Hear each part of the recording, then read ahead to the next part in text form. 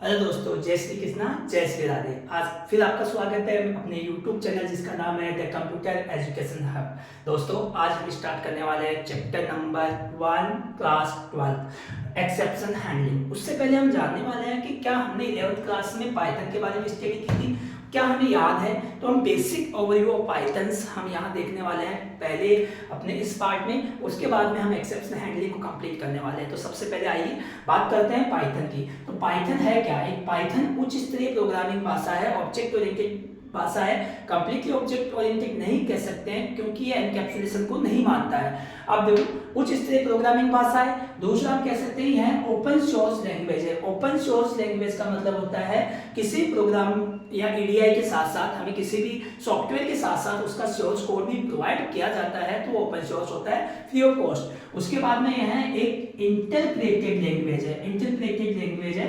तो फ्रेंड्स और स्टूडेंट्स, हमने क्लास 11th में चैप्टर नंबर 2 में पढ़ा था कि सिस्टम सॉफ्टवेयर के एक पार्ट होता था कंपाइलर, COMPILER, कंपाइलर, इंटरप्रेटर और असेंबलर। ये तीन चीजें हमने वहां पे पढ़ी थी।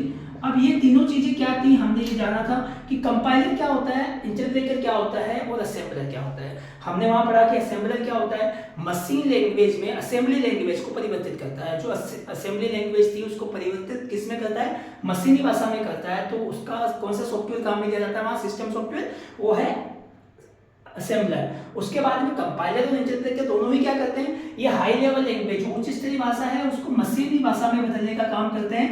मशीनी भाषा में बदलने का काम कौन करते हैं, कंपाइलर और इंटरप्रेटर। ये समझ में आ गया। लेकिन दोनों में अंतर क्या है ये भी देखा था हमने वहां पे कि कंपाइलर क्या होता है, पूरे कोड को, सोर्स कोड होता है जो प्रोग्राम होता है उसको एक साथ रीड करता है और एक साथ उसका आउटपुट देता है। लेकिन इंटरप्रेटर क्या होता है, लाइन बाय लाइन आउटपुट देता है कि एक लाइन पहले उसको रीड करेगा, उसका आउटपुट निकालेगा, फिर उसके बाद में आगे चलेगा। तो ये एग्जीक्यूट करता है लाइन बाय लाइन और ये लाइन करता है एक साथ। तो यहाँ इंटरप्रेटर की आवश्यकता होती है। सी भाषा में बात करें, C++ में, तो हम कंपाइलर का प्रयोग करते हैं और इंटरप्रेटर का प्रयोग कहाँ करते हैं, हम इंटरप्रेटर का प्रयोग करते हैं पाइथन लैंग्वेज में। तो इसलिए हम कह सकते हैं कि पाइथन क्या है, इंटरप्रेटेड लैंग्वेज है। इसको सोर्स कोड का ऑब्जेक्ट कोड में परिवर्तित करने के लिए हमें इंटरप्रेटर सॉफ्टवेयर की आवश्यकता होती है। आगे हम कह सकते हैं, क्या देखते हैं कि यह एक केस सेंसिटिव लैंग्वेज है। पाइथन क्या है, एक केस सेंसिटिव, केस संवेदी लैंग्वेज होती है।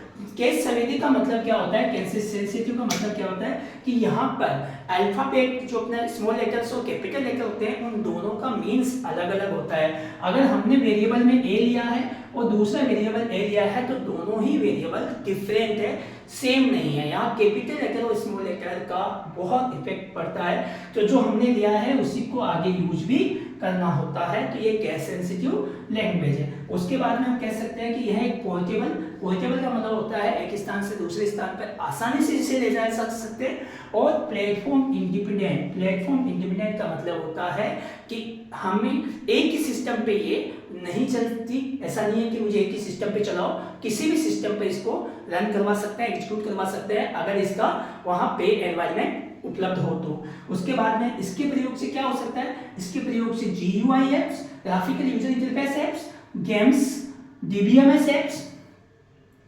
स्क्रिप्टिंग एप्स आदि को डेवलप किया जा सकता है। साथ में वेब डेवलपमेंट किया जा सकता है और बहुत सारी चीज। और ये एक आसान भाषा है, इजी से समझ में आने वाली भाषा है। इसीलिए दोस्तों आजकल ज्यादातर पाइथन का उपयोग किया जाता है। हम पाइथन में वहां पे हमने ये भी पढ़ा था कि पाइथन को एग्जीक्यूट करने के लिए हमें कितने मोड होता है। तो एग्जीक्यूशन मोड्स ऑफ पाइथन भी हमने वहां पे देखे थे। हाँ दोस्तों, एग्जीक्यूशन मोड ऑफ पाइथन हमने वहां पे देखा। एग्जीक्यूशन मोड जो है वो दो प्रकार के होते थे पाइथन में। एक होता है इंटरैक्टिव मोड और दूसरा हमने जो पढ़ा था वो था स्क्रिप्टिंग मोड।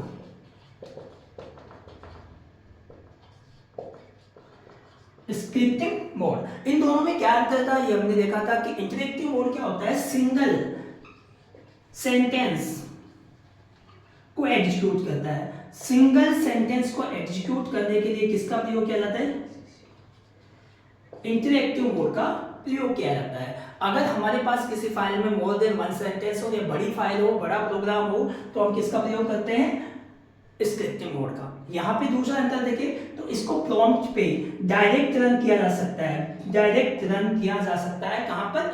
पाइथन के प्रॉम्प्ट पे डायरेक्ट जाएंगे, प्रॉम्प्ट साइन पे जाएंगे, प्रॉम्प्ट पे अपना जो एग्जीक्यूशन करना है उस सेंटेंस को लिखेंगे और एंटर की दबाएंगे तो हमारे पास जो है आउटपुट अवेलेबल हो जाएगा। स्क्रिप्टिंग मोड में क्या होता है कि हमें पहले अपने को इसको रीड लिखना होता है, सोर्स कोड लिखेंगे, सोर्स कोड को बाद में सेव कर सकते हैं, फ्यूचर यूज के लिए इसको सेव किया जा सकता है। ये बड़ी बात है कि अगर हमें दोबारा कभी भी यूज करना हो तो हम कौन से मोड में यूज करते हैं? स्क्रिप्टिंग मोड में उपयोग करते हैं। तो ये दो प्रकार के मोड थे, इंटरेक्टिव मोड और स्क्रिप्टिंग मोड। ये हमने वहां पे देखा था।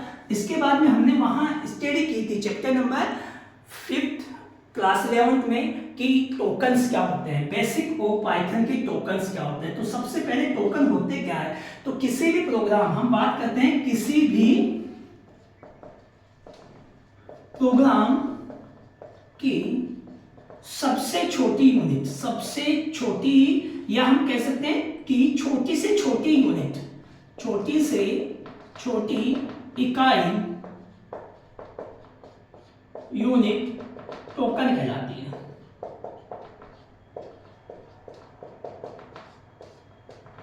अब टोकन क्या होता है? किसी भी प्रोग्राम की छोटी से छोटी इकाई क्या कहलाती है? टोकन कहलाती है। हमने पाइथन में टोकन्स को 6 डिवाइड में किया था और यही सी और C++ में भी ऐसा ही होता है। तो सबसे पहले हम बात करते हैं कीवर्ड्स की। कीवर्ड एक टोकन है। उसके बाद में हमने पढ़ा था कांस्टेंट, तो कांस्टेंट भी एक टोकन है। तो कांस्टेंट को क्या कहा जाता है? लिटरल्स कहा जाता है। उसके बाद में हम बात करते हैं किसकी? Identifier, IDENTIFIER, identifier. Variables, next है वेरिएबल। उसके बाद में है डाटा टाइप्स और उसके बाद में है ऑपरेटर। हमने इन सब के बारे में वहां डिस्क्राइब में पढ़ा था, बहुत लेंथी रूप में पढ़ा था, हर एक चीज को वहां पे टॉपिक वाइज क्लियर किया था। आज हम यहाँ जस्ट बेसिक देखने वाले हैं इनका। तो सबसे पहले बात करते हैं कीवर्ड। तो कीवर्ड क्या होते हैं? कीवर्ड होते हैं रिजर्व वर्ड, यानी आरक्षित शब्द। आरक्षित शब्द होते हैं।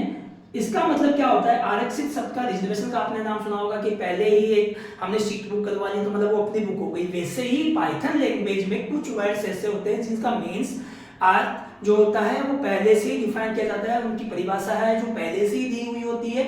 उन वर्ड्स को क्या कहते हैं? आरक्षित शब्द या कीवर्ड्स। इनमें हम बाद में परिवर्तित नहीं करते, जैसा है वैसा ही पाइथन की लाइब्रेरी से उसको प्रयोग किया जाता है, तो उसे क्या कहते हैं? आरक्षित शब्द। इसको भी एक ध्यान रखना कि जैसे पाइथन केस सेंसिटिव है तो कीवर्ड जो फिक्स है 33+ होते हैं, वो भी यहाँ पर केस सेंसिटिव होते हैं कि जैसा अगर स्मॉल लेटर में कोई है तो स्मॉल लेटर में आएगा और कैपिटल लेटर में है तो कैपिटल लेटर में ही आएगा। उसको गलत नहीं किया या उल्टा सुल्टा नहीं लिखा जा सकता है, ये हमने देखा था वहां पे। उसके बाद में बात करते हैं कांस्टेंट। तो कांस्टेंट क्या होता है? जो एक बार, जिन्हें एक बार जिस अवस्था में लिखा जाता है, एक बार जो वैल्यू प्रोवाइड की जा सकती है उसमें कोई परिवर्तित नहीं किया जा सकता, कोई परिवर्तन नहीं हो सकता, उन्हें कांस्टेंट कहते हैं। हमें पता है कांस्टेंट नंबर्स भी हो सकते हैं। अब नंबर्स में चाहे वो रियल नंबर हो या फ्लोटिंग पॉइंट्स हो। इसके बाद में कांस्टेंट में हम कोई भी वैल्यू ले सकते हैं। कांस्टेंट का मतलब ये होता है कि एक बार फिक्स हो गया, उसमें परिवर्तित, प्रोग्राम में कहीं पर भी दोबारा परिवर्तन नहीं किया जा सकता, तो उसको बोलते हैं कांस्टेंट। अब बात करते हैं हम आइडेंटिफायर की। तो दोस्तों आइडेंटिफायर क्या होता है वो हम यहाँ देखने वाले हैं। देखो, आपकी और मेरी नाम है कोई, तो मेरी पहचान है मेरा नाम, और आपका भी कोई ना कोई नाम होगा, वो पहचान होती है। तो यहाँ दोस्तों आइडेंटिटी का मतलब है अपनी पहचान। किसी भी वेरिएबल, अगर कोई वेरिएबल है, कोई फंक्शन है, कोई एंटिटी है, कोई एलिमेंट है, कोई आइटम है, इन सब का कोई ना कोई नाम होता है। कोई ना कोई पहचान होती है, कोई भी वर्ड होता है उसे हम आइडेंटिफायर कहते हैं। किसी भी variable, function, entity, element, item के नाम को ही हम आइडेंटिफायर कहते हैं। जिस नाम से इसको जाना जाएगा, पहचाना जाएगा, उसे हम क्या कहते हैं? आइडेंटिफायर कहते हैं। जैसे कोई वेरिएबल लिया मैंने और नाम डाल दिया जेंडर, GENDER, तो अब इस जेंडर एक वेरिएबल है, हमें पता है वेरिएबल क्या होता है, मैं अभी जस्ट आगे नेक्स्ट टॉपिक में बताने वाला हूँ। लेकिन वेरिएबल का नाम क्या डाला मैंने? जेंडर। तो जेंडर एक क्या है मेरे पास? वेरिएबल का नाम है, और नाम क्या है? उसको आइडेंटिफायर से बताया जाता है। अब आइडेंटिफायर या किसी भी नाम को लिखने के लिए नियम होता है। जैसे हमारे कोई बच्चा पैदा होता है तो उसका ब्राह्मण पंडित जी से पूछा जाता है कि नाम किस अक्षर पे लिखा जाए, कैसे लिखा जाए, तो वो वैसा ही हमें यहाँ पे बात करते हैं आइडेंटिफायर। तो लिखने के कुछ नियम से नियम होते हैं। तो नियम नंबर 1 क्या कहता है कि आइडेंटिफायर का पहला लेटर, पहला अक्षर, कैरेक्टर या तो अल्फाबेट होना चाहिए, या तो अल्फाबेट होना चाहिए या फिर अंडरस्कोर होना चाहिए। अंडरस्कोर होना चाहिए या फिर अल्फाबेट होना चाहिए पहला लेटर। इसके अलावा अगर स्पेशल लेटर है या गणित के नंबर जैसे नंबर्स है, उनका उपयोग हम पहले अक्षर की जगह काम में नहीं ले सकते हैं। दूसरा हम कह सकते हैं कि इनकी जो साइज होती है, जिनकी लेंथ होती है वो अनलिमिटेड होती है। जो लेंथ होती है वो अनलिमिटेड है, अगर हम चाहे उतना लिख सकते हैं, बट हमें ये असीमित है, लेकिन हमें कोशिश करनी चाहिए कि जितना हम समझ सकते हैं उतना ही बड़ा नाम ले, क्योंकि ज़्यादा बड़े नाम लोगे तो हमारी जो कंप्यूटर की मेमोरी है उसको स्पेस कवर करता है, तो ज़्यादा स्पेस लेने से भी हमारी जो स्पेस है वो मेमोरी में जगह कम पड़ेगी। तो हमें जितना ही लेना चाहिए जितना हमें आवश्यकता है। जैसे मुझे किसी नंबर का एवरेज निकालना है तो मैं समझ सकता हूँ कि एवीजी का मतलब ही एवरेज में समझ सकता हूँ कि हाँ एवरेज निकाला हुआ है, तो इसके लिए पूरी स्पेलिंग लिखने की आवश्यकता नहीं है। तो इसकी लेंथ वैसे अनलिमिटेड होती है। नेक्स्ट है, इसमें हम किसी भी नंबर का प्रयोग कर सकते हैं, लेकिन वो कब करेंगे? पहले अक्षर के बाद में। जैसे हम बात करें A1 2 3 5, तो ये एक वेरिएबल बिल्कुल आइडेंटिफाई बिल्कुल सही नाम है, क्योंकि हमने पहला अक्षर जो है अल्फाबेट लिया है और उसके बाद में नंबर्स का प्रयोग किया गया है। तो कोई स्पेशल कैरेक्टर का इसमें प्रयोग नहीं होता है। किसी भी आइडेंटिफायर के नाम में स्पेस का प्रयोग नहीं होता है। तो ये हमारे पास 3-4 नियम है जिनको हमें देख लेना चाहिए। रूल्स है, रूल्स को पहला रूल्स ये है कि अल्फाबेट होना चाहिए या अंडरस्कोर होना चाहिए। इसके अलावा दूसरा लेटर किसी भी लेटर को ये मान्य नहीं करता है। हम एग्जांपल देते हैं, जैसे अंडरस्कोर ABC, तो ये बिल्कुल सही है। हम A_1 2 3 ये भी बिल्कुल सही है, लेकिन 1 2 3 A_ ये गलत है, क्योंकि शुरुआत में क्या हो गया ये। अगर हम ये कर दें @ABC, तो ये भी गलत है, क्योंकि स्पेशल लेटर को भी पहली बार प्रयोग नहीं किया जाता है। तो हम शुरुआत कहाँ से कर सकते हैं? इससे अंडरस्कोर से कर सकते हैं, इससे कैपिटल लेटर या स्मॉल लेटर कोई फर्क नहीं पड़ेगा, अल्फाबेट होना चाहिए वो। तो ये इस प्रकार से हमारे पास आइडेंटिफायर हो गए। तो हमने आइडेंटिफायर पढ़ा था, वो क्या होता है? किसी वेरिएबल, फंक्शन, क्लास के नेम को हम क्या कहते हैं? आइडेंटिफायर कहते हैं। अब बात करते हैं हम वेरिएबल की। तो दोस्तों वेरिएबल क्या होता है? कंप्यूटर की जो मेमोरी होती है, अब हमें प्रोग्राम लिखना है तो हमें कंप्यूटर में मेमोरी चाहिए। अब किसी भी वैल्यूज को कहीं ना कहीं तो रखा जाएगा, रखने के लिए हमें क्या चाहिए? स्पेस चाहिए, और उस स्पेस को हम किसके द्वारा डिफाइन करने वाले हैं? वेरिएबल के। जस्ट लाइक वैसे ही जैसे सब्जी मार्केट में हम गए और हमने सब्जी तो ले ली, अब रखेंगे कहाँ? या तो पॉलीथीन बैग देगा वो, या हम अपना बैग लेके जाएंगे। जो बैग है वो एक वेरिएबल है यहाँ पे। अगर देसी अपनी भाषा में कहे तो हम बात करते हैं वेरिएबल क्या होता है? कंप्यूटर मेमोरी में स्पेस को ऑक्यूपाई करने के लिए जो हम वर्ड्स का यूज करते हैं, जिस चीज का यूज करते हैं उसे क्या कहते हैं? अपन वेरिएबल कहते हैं। वेरिएबल बिल्कुल इसकी पहचान किससे होती है? आइडेंटिफायर से होती है। तो वेरिएबल को लिखने के रूल्स भी वही है जो आइडेंटिफायर को होते हैं। मींस पहला अक्षर, पहला लेटर या पहला कैरेक्टर क्या होना चाहिए? कि अल्फाबेट होना चाहिए या अंडरस्कोर होना चाहिए। इसमें अपन मैथ्स के या नंबर्स को यूज में लिया जा सकता है, बट कितना ले सकते हैं? कब के ले सकते हैं? फर्स्ट लेटर के बाद में। अंडरस्कोर के अलावा कोई भी स्पेशल कैरेक्टर उसमें उपयोग नहीं किया जा सकता। इसकी लेंथ असीमित होती है, लेकिन हमें कोशिश करनी चाहिए कि हमारी मेमोरी ज़्यादा ऑक्यूपाई ना हो और स्पेस बचा रहे, तो हम छोटे से छोटे लेने की कोशिश करते हैं वेरिएबल को। तो वेरिएबल क्या होता है, मेमोरी में स्पेस को ऑक्यूपाई करने के लिए हमें कुछ ना कुछ चाहिए और उसे अपन क्या कहते हैं, वेरिएबल। वेरिएबल मेमोरी में स्पेस ऑक्यूपाई करने के लिए एक स्पेशल एंटिटी है। उसके बाद में बात करते हैं डेटा टाइप। तो दोस्तों टोकन हम पढ़ने वाले हैं, तो पढ़ रहे हैं। टोकन किसे कहते हैं, प्रोग्राम की छोटी से छोटी इकाई को हम क्या कहते हैं, टोकन कहते हैं। प्रोग्राम की छोटी से छोटी इकाई को टोकन कहते हैं। उसमें हमने टोकन में सबसे पहले पढ़ा कीवर्ड क्या होते हैं, कीवर्ड के बाद में हमने कांस्टेंट पढ़ा, वेरिएबल पढ़े और आइडेंटिफायर पढ़े। अब हम थोड़ा सा बात करने वाले हैं डेटा टाइप। डेटा टाइप क्या होता है, किसी भी डाटा के प्रकार को बताने के लिए हमें डेटा टाइप की आवश्यकता होती है कि कौन सा डाटा के प्रकार को बताने के लिए डेटा टाइप की आवश्यकता होती है।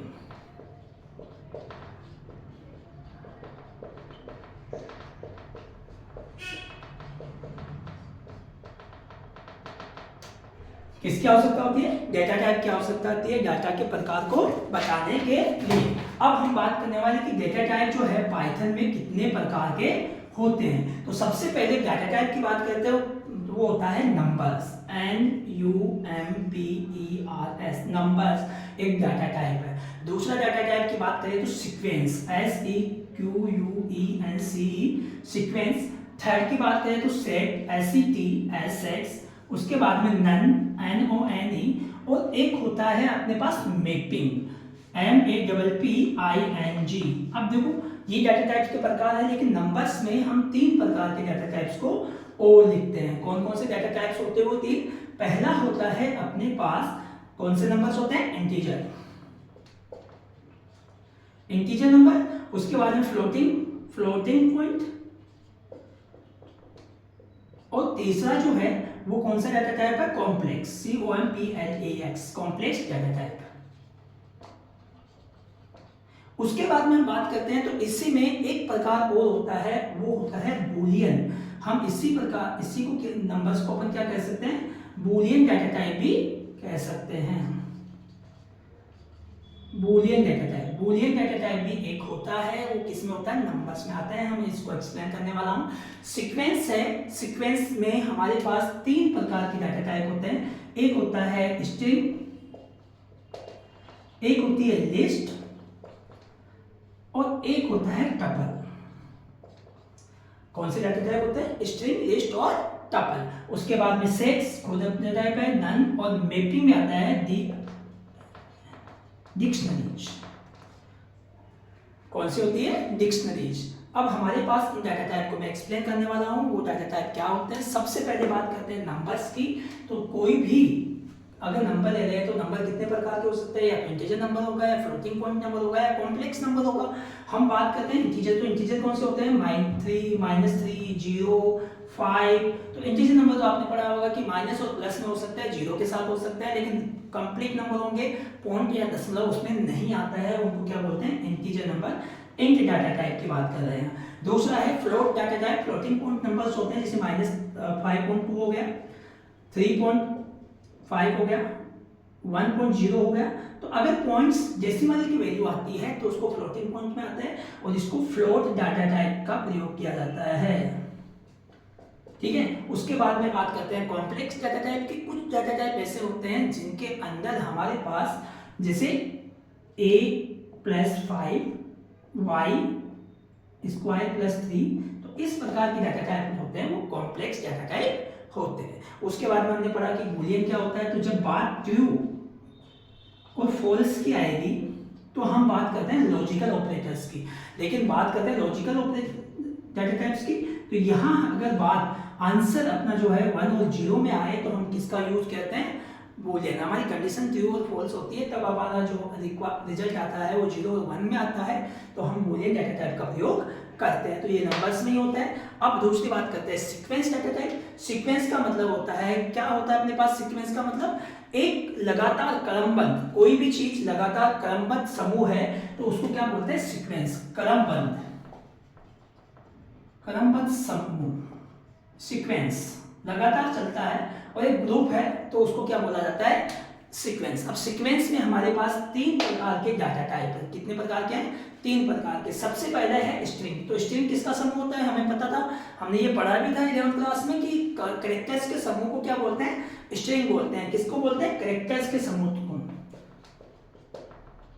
कैरेक्टर के समूह को क्या बोलते हैं, स्ट्रिंग बोलते हैं। और स्ट्रिंग को लिखने के लिए हमें क्या करना पड़ता है, या तो सिंगल कोट या डबल कोट या ट्रिपल कोट में इसको लिखा जाता है। जैसे ए है तो सिंगल कोट में, एक को अपन डबल कोट में भी लिख सकते हैं, एक को ट्रिपल कोट में भी लिख सकते हैं। तो ये तीनों ही स्ट्रिंग है। ग्रुप ऑफ स्ट्रिंग या सिंगल यूनिट जिसको अपन कोटेशन में डाल देते हैं तो हमारे पास स्ट्रिंग आती है। कोड हमारे लिए या फिर इंटरप्रेटर के लिए कोई वर्ड नहीं होता है। स्ट्रिंग हमारे पास पहले अक्षर से होती है, कोटेशन के बाद में स्टार्ट होती है।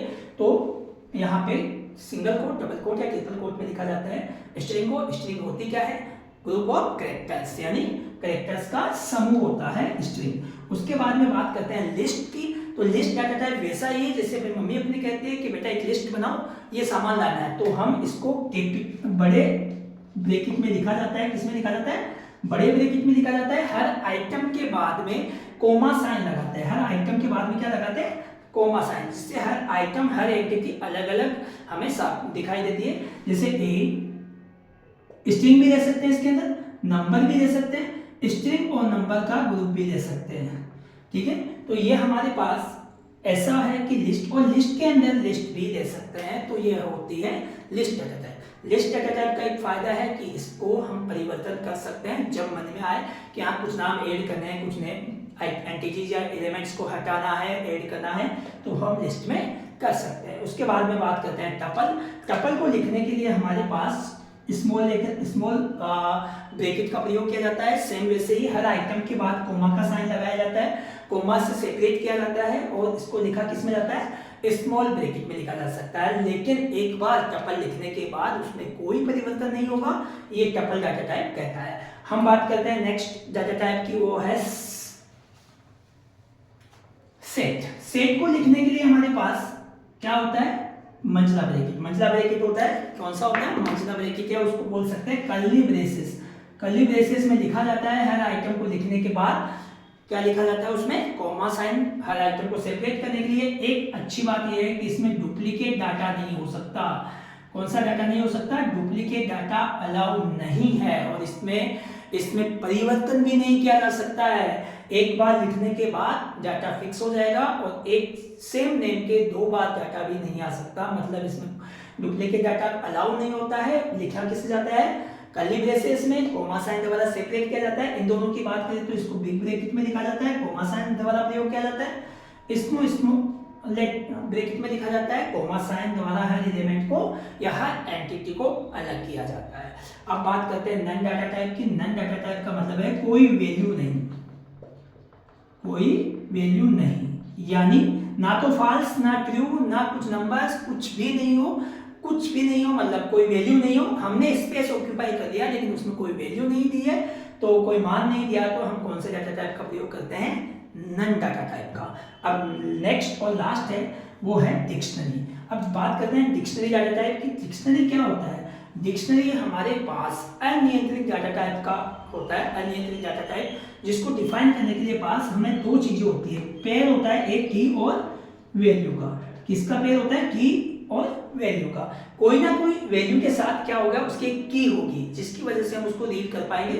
तो जैसे की और वैल्यू के बीच में, दोनों के बीच में एक सिंपल और एक अपने पास कॉलन साइन का प्रयोग किया जाता है। एग्जांपल की बात करें तो कलर, COLOUR, कलर रेड। तो देखो रेड क्या है, एक वैल्यू है, और की क्या है उसकी, कलर, और कॉलन साइन यूज किया जाता है। तो हम कलर की बात करेंगे तो कलर, और इसको यूज करने के लिए भी हमें की और कॉलन का प्रयोग, की और वैल्यू प्लस कॉलन का प्रयोग करना होगा।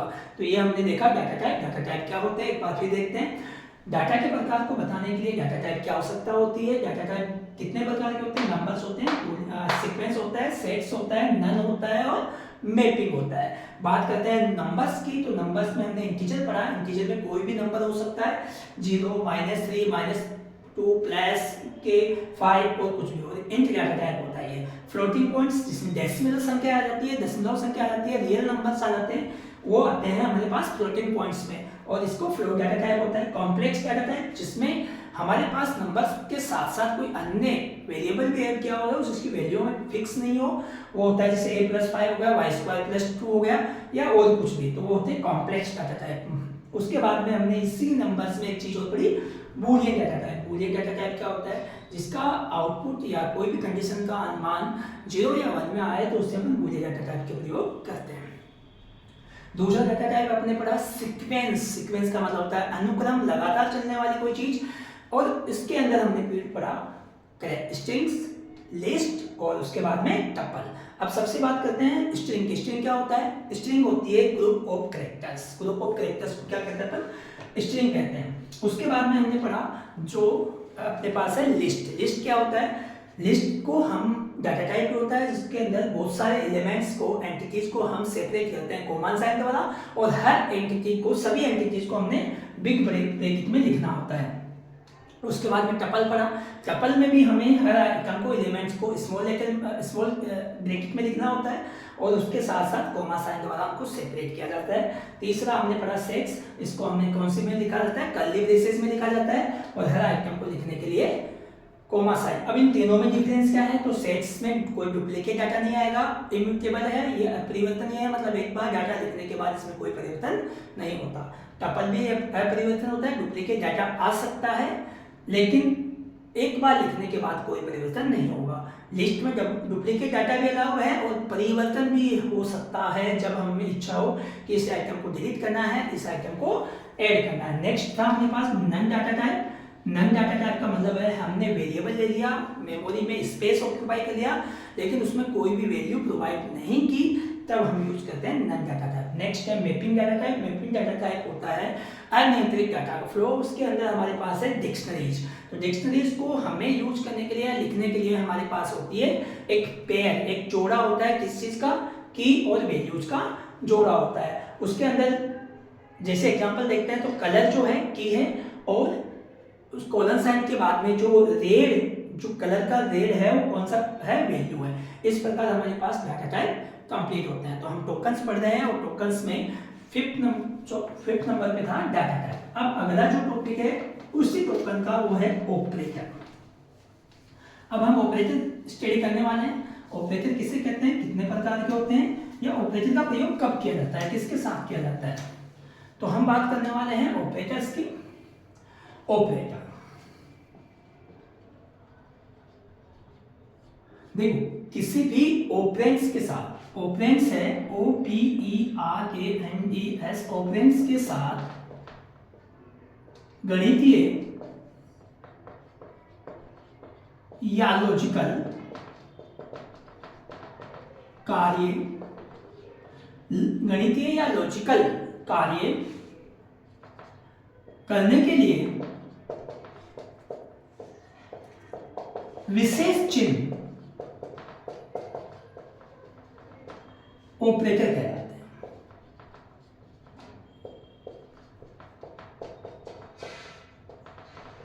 किसी भी ऑपरेंड्स के साथ, अगर प्रोग्राम में कोई ऑपरेंड्स है, कोई भी वेरिएबल है, उसको ऑपरेंड्स है, उसके साथ अगर हमें कोई गणितीय या लॉजिकल वर्क करना होता है, ऑपरेशंस करने होते हैं, उस ऑपरेशन को करने के लिए हमारे पास चिन्ह, विशेष चिन्ह का प्रयोग किया जाता है। उन्हें क्या कहा जाता है? ऑपरेटर कहा जाता है। दोबारा सुनते हैं कि ऑपरेंड के साथ कोई ऑपरेशन करने के लिए जिन विशेष चिन्हों का प्रयोग किया जाता है उन्हें क्या कहा जाता है? ऑपरेटर कहा जाता है। अब ऑपरेटर कितने प्रकार के होते हैं? ऑपरेंड्स क्या होते हैं सबसे पहले, और ऑपरेटर क्या होते हैं? एग्जांपल देखते हैं कि a + b, तो यहाँ a और b क्या है? ऑपरेंड, OPERAND, और ये जो प्लस साइन है जो एडिशन का काम कर रहा है वो है यहाँ पे ऑपरेटर। तो ऑपरेटर और ऑपरेंड में अंतर समझ में आ गया होगा। दो वैल्यूज है, दो वेरिएबल्स की वैल्यूज है जो उन्हें कहा जाता है ऑपरेंड्स, और उन दोनों वैल्यूज में कोई भी ऑपरेशन, यहाँ एडिशन ऑपरेशन हो रहा है, एडिशन में जोड़ने का काम हो रहा है, तो यहाँ जिस चिन्ह का प्रयोग किया जाता है वो क्या है, ऑपरेटर। तो इसी प्रकार हमारा जो ऑपरेटर है वो अलग अलग प्रकार के होते हैं जिन्हें हम पढ़ने वाले हैं यहाँ पे। सबसे पहले बात करते हैं, एक ऑपरेटर होता है अरिथमेटिक ऑपरेटर। कौन सा ऑपरेटर होता है, अरिथमेटिक ऑपरेटर। पहला है अरिथमेटिक ऑपरेटर। अरिथमेटिक का मतलब होता है गणितीय ऑपरेटर। अब गणितीय ऑपरेटर में हम पढ़ने वाले हैं कौन कौन से होते हैं सर। गणितीय ऑपरेटर तो बहुत सारे होते होंगे, बिल्कुल होते हैं। कि सबसे पहले बात करते हैं एडिशन। अगर कोई ऑपरेशन करना है एडिशन के नाम से तो मैं किस ऑपरेटर का प्रयोग करूंगा, इस ऑपरेटर का प्रयोग करूंगा जिसका नाम है एडिशन, अरिथमेटिक ऑपरेटर। दूसरा है सब्ट्रैक्शन, SUBTRACTION। अगर मुझे किसी में घटाना है, घटाव करना है या सब्ट्रैक्ट करना है तो मैं किस ऑपरेटर का काम करूंगा, सब्ट्रैक्शन। उसका मैं मल्टीप्लिकेशन जो है उसका प्रयोग करते हैं गुणा के लिए। उसके बाद में डिवीजन ऑपरेटर है जो बाहर के लिए। उसके बाद में है फ्लोरिजन और डिवीजन। दोनों में क्या है, दोनों में अंतर नहीं है। ये जब डिवाइड करेगा तो आंसर अगर फ्लोटिंग पॉइंट में आता है आने देगा, जितने पॉइंट में मिलेगा। लेकिन फ्लोट डिवीजन की बात करें ये आउट आपका ऑलवेज किस में निकालेगा, इंटीजर में निकालेगा। पॉइंट के बाद की जो संख्या है उसको नहीं दिखाता है। उसके बाद में एक्शन जिसको बोलते हैं घाती ऑपरेटर, एक्सपोनेंट ऑपरेटर ये होता है जिसकी बात हम कौन से ऑपरेटर की बात करें, घाती ऑपरेटर एक्सपोनेंट की बात करें। ये कौन ऑपरेटर पास अरिथमेटिक ऑपरेटर है। एक तो के एग्जांपल दिया जाए जैसे मान लो कि equal to b plus c, तो यहां जो प्लस का साइन होता है वो क्या है, ये ऐसे ऑपरेशन करने के बाद में आउट जो वैल्यू है इसमें प्रोवाइड हो जाएगी a के अंदर आ जाएगी। सेम सब्ट्रैक्शन की बात करें तो b माइनस है वो भी आंसर यहां है। पहले इन दोनों में ऑपरेशन होगा जो सब्ट्रैक्शन का आंसर होगा। अगर पहले मल्टीप्लाई तो भी हमारे पास ये है, डिवाइड और डिवीजन सब में ऐसा ही होने वाला है। तो पहला जो ऑपरेटर है वो है अरिथमेटिक ऑपरेटर। दूसरे ऑपरेटर की बात करने वाले हैं हमारे पास भिन्न ऑपरेटर। दूसरा कौन सा है, रिलेशनल, RELATIONAL, रिलेशनल ऑपरेटर। ये क्या करते हैं, ये दो ऑपरेटर्स में रिलेशन डिफाइन करते हैं कि क्या रिलेशन है इन दोनों में। तो यहाँ पे हम कौन से ऑपरेटर हो सकते हैं, इक्वल टू। यानी अगर दो ऑपरेटर्स बराबर है तो हम सब ऑपरेटर यूज करते हैं। एक होता है कि दो इक्वल नहीं है तो नॉट इक्वल टू साइन इसलिए यूज किया जाए। अगर ऑपरेटर बड़ा है दूसरा ऑपरेटर उससे छोटा है तो हम ग्रेटर देन तो उसका क्या करते हैं, एज लेस देन। अगर दो बराबर ग्रेटर लेस देन का हो सकता है तो ग्रेटर टू